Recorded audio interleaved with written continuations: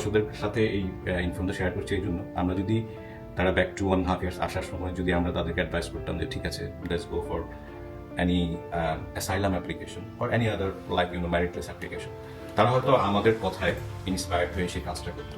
কিন্তু আমি মনে করি অ্যাজ এ লয়ার আমরা আমাদের একটা সোশ্যাল রেসপন্সিবিলিটি এবং কমিউনিটি রেসপন্সিবিলিটি আছে।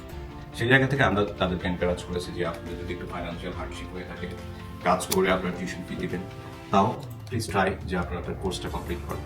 আপনারা যারা ইন্টারন্যাশনাল স্টুডেন্ট হিসাবে ইউকেতে এসেছেন, please try your best to complete your course.